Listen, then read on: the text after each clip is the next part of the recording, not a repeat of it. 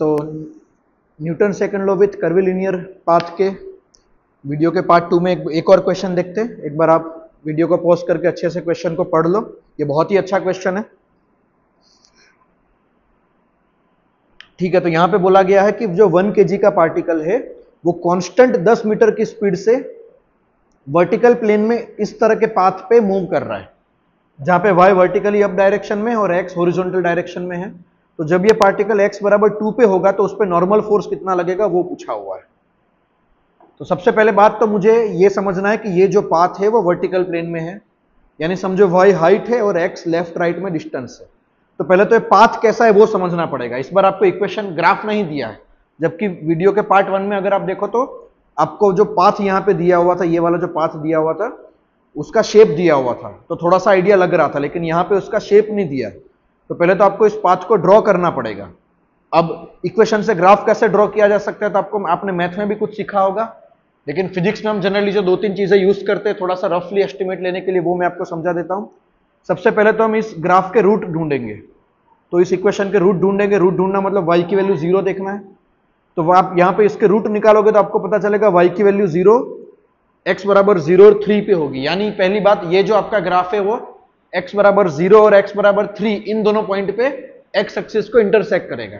ये पहली चीज हो गई, लेकिन इससे आपका ग्राफ नहीं बनेगा। ये इंफॉर्मेशन बहुत कम है, क्योंकि x बराबर 0 और x बराबर 3 से पास होने वाले इनफाइनाइट ग्राफ हो सकते हैं। दूसरा, हम चेक करते हैं कि ग्राफ कहां से यू टर्न लेता है, और ग्राफ जहां से यू टर्न लेता है वहां पे उसका स्लोप 0 हो जाता है। तो पहले मैं इसका स्लोप फाइंड करूंगा dy/dx और देखूंगा स्लोप कहां पे 0 हो रहा है। तो एक चीज पता चलेगी, स्लोप मेरा 0 हो रहा है x बराबर 0 और x बराबर 2 पे, क्योंकि जहां पे स्लोप 0 होगा वहां पे डिफरेंशिएशन भी 0 होगा। तो अब मेरे पास दो इंफॉर्मेशन आ गई है। पहली बात, मेरा ग्राफ x एक्सिस को 0 और 3 पे इंटरसेक्ट करेगा। दूसरी बात, मेरे ग्राफ का यू टर्न कहां पे लगने वाला है, x बराबर 0 और x बराबर 2 पे यू टर्न लगने वाला है, और कहीं पे इस ग्राफ का यू टर्न नहीं है। तो मेरे पास दो पॉसिबिलिटी बनती है। पहली पॉसिबिलिटी ये है, देखो ये ग्राफ ऐसा आना चाहिए कि x बराबर 0 और x बराबर 2 पे यू टर्न लगेगा, और x बराबर 0 और x बराबर 3 पे वो x एक्सिस को इंटरसेक्ट या टच करेगा। तो पहली पॉसिबिलिटी ये आ गई। लेकिन देखो दूसरी पॉसिबिलिटी ये भी आ सकती है, आप दोनों ग्राफ को कंपेयर करो। दूसरी पॉसिबिलिटी ये भी आ सकती है, यहां पे भी वो x बराबर 0 और x बराबर 3 पे x एक्सिस को इंटरसेक्ट कर रहा है, और x बराबर 0 और x बराबर 2 पे ये यू टर्न ले रहा है। तो दो में से कौन सा ग्राफ सही है, क्योंकि दोनों में ये दोनों कंडीशन आपकी सेटिस्फाई हो रही है। तो मैं एक चीज और चेक करूंगा कि x बराबर 3 पे ग्राफ का स्लोप कैसा है। तो मैं पहले चेक करूंगा dy/dx एट x बराबर 3। तो अगर मैं ये चीज चेक करने जाऊंगा तो मैं यहां पे x बराबर 3 पुट करूंगा, तो ये मेरा आने वाला है 9/10 माइनस 3/5, ऐसा कुछ आने वाला है। यानी ये एग्जैक्टली कैसा आएगा, 45 माइनस 30, 45 माइनस 30/50। ये चीज आपकी कितनी आ जाएगी, 15/50। तो 5 से देखोगे तो 3/10, यानी ये चीज आ गई आपकी पॉजिटिव।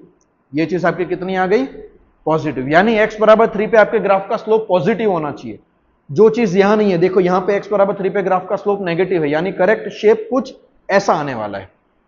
अब ये इतना क्यों मैटर करेगा वो मैं आपको नेक्स्ट पार्ट में समझाऊंगा इसी वीडियो में, कि ये चीज क्यों मैटर करती है। अब मेरे से पूछा गया कि जब पार्टिकल x बराबर 2 पे होगा, x बराबर 2 पे होगा तो उस पे नॉर्मल क्या लगेगा, पार्टिकल की स्पीड कांस्टेंट है। अब आप देखो तो पार्टिकल, यानी आप ऐसा समझो कि इस शेप की हील है, इस शेप की हील है, और इस हील पे एक पार्टिकल कांस्टेंट 10 की स्पीड से मूव कर रहा है। यानी ये पार्टिकल ऐसे हील पे ऊपर चढ़ेगा, x बराबर 0 पे वापस नीचे उतरेगा, फिर x बराबर 2 से वापस ऊपर चढ़ना स्टार्ट करेगा, उसकी स्पीड कांस्टेंट है। तो जब ये पार्टिकल यहां पे होगा तब उस पे नॉर्मल कितना लगेगा ये पूछा गया है। ठीक है, तो अब इस पॉइंट पे बात कर रहे, तो मैंने आपको जैसे लास्ट वीडियो में समझाया था, इस पॉइंट पे मैं इंस्टेंटेनियस सर्कल मान के सर्कुलर मोशन की इक्वेशन लगा सकता हूं विथ न्यूटन सेकंड लॉ। तो देखो ये वाला पोर्शन मैंने ड्रॉ किया है, जस्ट ये वाला पोर्शन मैंने जूम करके ड्रॉ किया हुआ, ये वाला पोर्शन। तो यहां पे मानो इंस्टेंटेनियस सर्कल कुछ ऐसा बना है। अब पार्टिकल की स्पीड कांस्टेंट बोली गई है, v कांस्टेंट बोला गया, मतलब टेंजेंशियल एक्सेलरेशन 0 होगा। तो ये चीज मैंने दिखा दी है कि अगर पार्टिकल इस डायरेक्शन में मूव कर रहा है v, तो उस डायरेक्शन का कोई एक्सेलरेशन नहीं होगा, क्योंकि उसकी स्पीड कांस्टेंट है। दूसरा, पार्टिकल अगर ऐसे कर्व्ड पाथ में मूव कर रहा है तो इस लोकेशन पे जो सर्कल बनेगा उसके सेंटर की ओर भी उसका एक एक्सेलरेशन आएगा, सेंट्रीपिटल एक्सेलरेशन। अब मुझे नॉर्मल पूछा गया तो मुझे न्यूटन सेकंड लॉ इंट्रोड्यूस करना है यहां पे। तो मेरी इक्वेशन क्या बनेगी, n माइनस एम जी, देखो ऐसी इक्वेशन बनेगी, एन को पॉजिटिव लेना पड़ेगा, तो एन माइनस एम जी बराबर M V square by rho, यहां का रेडियस ऑफ कर्वेचर पहले मुझे निकालना पड़ेगा। अब मैं एक बात यहां पे करना चाहूंगा, अगर आप ये वाला ग्राफ ड्रॉ करते हैं तो आपका सर्कल ऐसे बनता है, तो आपकी इक्वेशन क्या बनती, ऊपर नॉर्मल बनता, नीचे एम जी बनता और नीचे सेंट्रीपिटल बनता, तो आपकी इक्वेशन बनती M G minus N is equal to M V square by rho. आपकी देखो इक्वेशन पूरी उल्टी हो जाती, तो यहां से आपका आंसर सही नहीं आने वाला, इसलिए आपको करेक्ट शेप पता होना बहुत जरूरी, तभी आपको पता चलेगा नॉर्मल को पॉजिटिव लेना है कि नॉर्मल को नेगेटिव लेना है। ठीक है, अब नॉर्मल पूछा तो रो कैसे निकालेंगे, तो मेरे पास रो का फॉर्मूला है ये वाला चीज। अब मैंने एक चीज देख ली है यहां पे कि x बराबर 2 पे dy बाई डी एक्स 0 है, तो इस फॉर्मूला में ये जो dy बाई डी एक्स है उसको तो 0 पुट करेंगे, और x बराबर 2 पे डबल डिफरेंशिएशन जो मैं करूंगा उसकी वैल्यू 1/5 आएगी। वो कैसे पता चलेगा डबल डिफरेंशिएशन, तो इसका और एक बार डिफरेंशिएशन करो और उसमें आप x बराबर 2 पुट करो, तो आपकी वो वाली वैल्यू आएगी 1/5, उस 1/5 को यहां पुट कर दो तो रेडियस ऑफ कर्वेचर आपका 5 आ जाएगा, उस 5 को यहां पुट कर दो तो नॉर्मल को सॉल्व कर दो, आपका आंसर 30 आ जाएगा, तो जो k पूछ रखा है क्वेश्चन में वो 3 आ जाएगा।